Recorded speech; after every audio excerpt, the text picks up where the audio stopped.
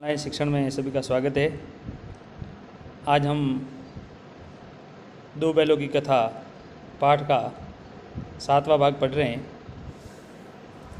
हमने पूर्व में पढ़ा था कि हीरा और मोती गया के वहाँ से भाग जाते हैं और भागकर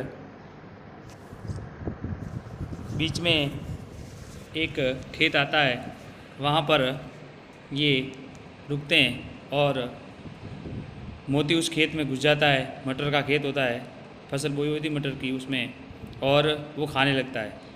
हीरा मना करता है लेकिन वो मानता नहीं है। थोड़ी देर में ही वहाँ से उस खेत के रखवाले आ रहे हैं और उसको देखकर हीरा कहता है कि मोती यहाँ से भाग। लेकिन हीरा और मोती दोनों भागते हैं। हीरा तो बाहर होता है तो वो तो आसानी से आगे निकल जाता है, लेकिन मोती जैसे भागने की कोशिश करता है तो खेत भीगा हुआ होता है और कीचड़ होता है, उसमें उसके पाँव के खुर घुस जाते हैं और जिससे वो भाग नहीं सकता और उसे पकड़ लिया जाता है।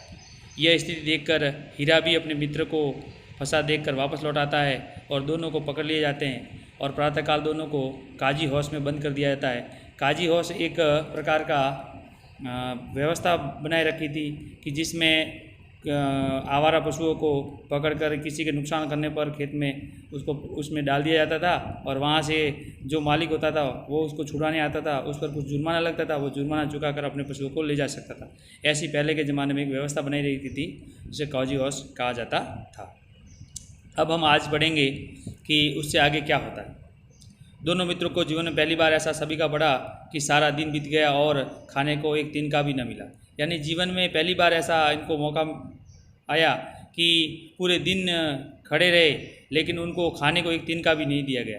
समझ में नहीं आता था ये कैसा स्वामी। उन्होंने सोचा भाई ये हमको पकड़ के लाया है, ये हमारा मालिक कैसा है।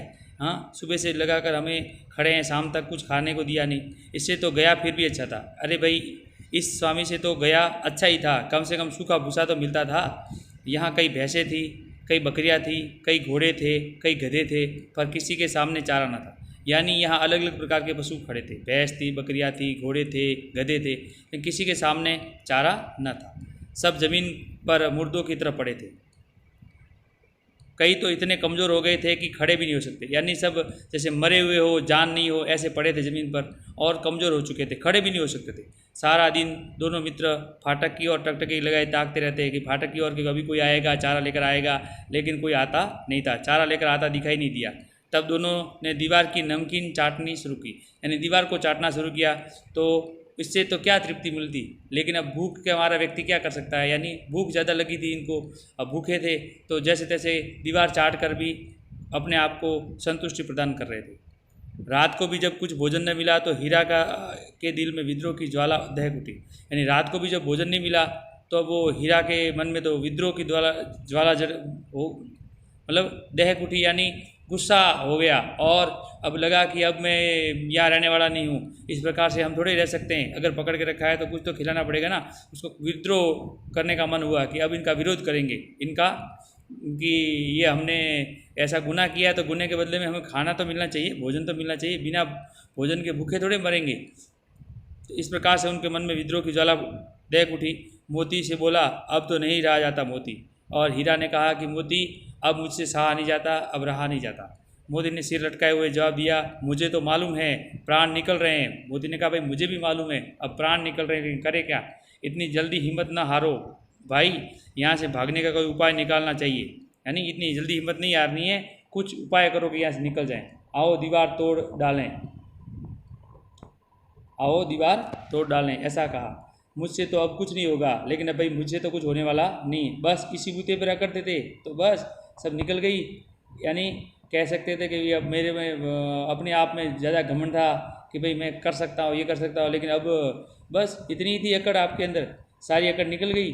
बाड़े की दीवार कच्ची थी, बाड़े की दीवार कच्ची थी, हीरा मजबूत था तो अपने निकुले सिंह दीवार पे गड़ा दिए। यानी जो दीवार थी वो कच्ची थी और हीरा मजबूत था, उसने अपने सिंह उस दीवार के अंदर घुसा दिए और जोर मारा तो मिट्टी का एक चिप्पल निकल आया, यानी मिट्टी का कुछ हिस्सा टूट के नीचे गिराया।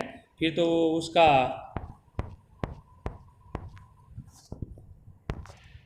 साहस और बढ़ गया क्योंकि अब उसने पता लगा कि भाई मिट्टी गिर रही है तो धीरे धीरे मैं प्रयास करूँगा तो इसको तोड़ दूंगा, है ना। तो वो दौड़ दौड़ कर दीवार पर चोट करता रहा, हर चोट में थोड़ी थोड़ी मिट्टी गिराने लगा। उस समय काजू हाउस का चौकीदार लालटेन लेकर जानवरों की हाजिरी लेने निकला। यानी उसी समय काजू हाउस में एक चौकीदार था, वो जानवरों की हाजिरी लेने आया कि भाई कौन कौन से जानवर है कि नहीं, कोई भाग तो नहीं गया। ऐसा हीरा का उजड़पन देखकर उसे कई डंडे रसीद दिए। उसने देखा कि ये बैल बदमाशी कर रहा है, इस प्रकार से दीवार तोड़ने की कोशिश कर रहा है। गुस्सा आया, उसने कई डंडे लगा दिए और मोटी सी रस्सी से बांध दिया। अब की बार उसने उसे मोटी रस्सी से बांध दिया कि जो इधर उधर भाग नहीं सके। मोती ने पड़े पड़े कहा, आखिर मार खाई क्या मिला। मोती ने कहा, भाई आखिर मार खाई क्या मिला, मैंने कहा था ना अपने बूते पर जोर तो मार लिया। तो हीरा ने कहा कि कोई बात नहीं, लेकिन मैंने कोशिश तो की, अपनी ताकत के बल पर मैंने इतना जोर तो मारा। ऐसा जोर मारना किस काम का कि और बंधन पड़ जाए। मोती ने कहा, भाई ऐसा जोर मार के क्या किया तूने, उल्टा बंधन में पड़ गया। नहीं किया होता तो मेरी तरह आराम से बैठा तो रहता। जोर तो मारता ही जाऊंगा चाहे कितने ही बंधन पड़ जाए। हीरा ने कहा, मैं इस कोशिश को छोड़ने वाला नहीं, मैं लगातार कोशिश करता रहूँगा, जोर तो मारता ही जाऊँगा, लेकिन चाहे कितने भी बंधन पड़ जाए, लेकिन हिम्मत नहीं हारूंगा। जान से हाथ धोना पड़ेगा। मोती ने कहा, अरे मर जाओगे, जान चली जाएगी, कुछ परवाह नहीं, तो यूँ भी तो मरना ही है। मोती ने कहा, कोई परवाह नहीं। हीरा ने कहा कि कोई परवाह नहीं, यूँ तो मरना ही है। तो सोचो, दीवार खुद जाती तो कितनी जानें बच जाती। अगर उसने हीरा ने कहा, अगर ये विचार करो, अगर मैंने ये दीवार तोड़ना शुरू किया और अगर दीवार टूट जाती तो कितने लोगों की जान बच जाती। इतने भाई यहाँ बंद है, किसी की देह में जान नहीं है, यानी सब बेमौत मरने जा रहे हैं, सब थके हारे हैं। तो अगर मैंने ये दीवार तोड़ दी होती तो इतने सारे लोगों की जान बच जाती। 2-4 दिन और यही हालत रहा तो सब मर जाएंगे। 2-4 दिन ऐसे पड़े रहे तो ये इसमें से एक भी बचने वाला नहीं है, सब मर जाएंगे। हाँ, ये बात तो है। अच्छा तो ला मैं भी जोर लगाता हूँ। फिर मोदी ने कहा, ठीक है, तू कह रहा है तो अच्छी सही बात है, चल अब मैं जोर लगाता हूँ। मोदी ने भी दीवार में उसी तरह सींग मारा, थोड़ी सी मिट्टी गिरी और फिर हिम्मत बढ़ी। फिर तो वो दीवार में सींग लगाकर इतने जोर करने लगा मानो किसी प्रतिद्वंदी से लड़ रहा है। आखिर कोई 2 घंटे और जोर आजमाइश के बाद दीवार के ऊपर से एक हाथ गिर गई, यानी एक हाथ उसने दीवार गिरी। उसने दूनी शक्ति से दूसरा धक्का मारा, अब उसकी दूसरी ताकत से, क्योंकि दीवार गिरी तो उसे और जोश आ गया कि अब मैं इसको गिरा सकता हूँ। तो और आधी दीवार गिर गई। दीवार गिरना था कि अधमरे पड़े जानवर चेत हो उठे। यानी जैसे दीवार गिरी, जो अधमरे से असहाय पड़े हुए थे जानवर, उनमें जान आ गई एकदम।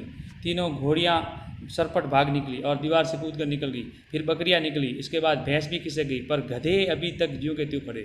गधे वैसे के वैसे खड़े थे, न हिले न डूले, न किसी प्रकार की कोई हरकत नहीं की। हीरा ने पूछा, तुम दोनों क्यों नहीं भाग जाते। एक गधे ने कहा, जो कहीं फिर पकड़ लिए जाए तो। हीरा ने कहा, भाई क्यों भागते नहीं हो। तो एक ने कहा कि अगर वापस पकड़ लिए गए तो क्या करेंगे। तो क्या अर्ज है, अभी तो भागने का अवसर है, अभी पकड़े जाएंगे तो पकड़े जाएंगे, लेकिन अभी तो भागने का अवसर है। हमें तो डर लगता है हम यहीं पड़े रहेंगे। गधों ने कहा, भाई हम तो नहीं भागेंगे, हमें तो डर लगता है कि हम यहीं पड़े रहेंगे।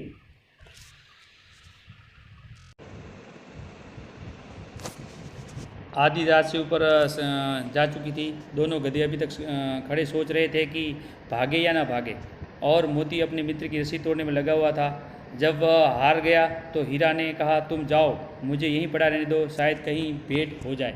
यानी मोती चाह रहा था कि अपने दोस्त की रस्सी तोड़ दे और दोनों निकल जाएं। काफ़ी कोशिश करने के बाद आधी रात तक, लेकिन वो रस्सी टूट नहीं रही थी।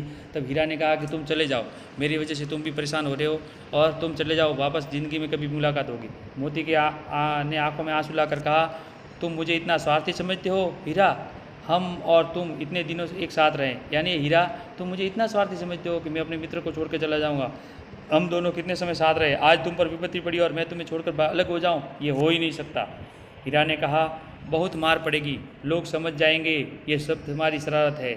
मोती गर्व से बोला, जिस अपराध के लिए तुम्हारे गले में बंधन पड़ा है, उसके लिए अगर मुझे मार पड़े तो क्या चिंता।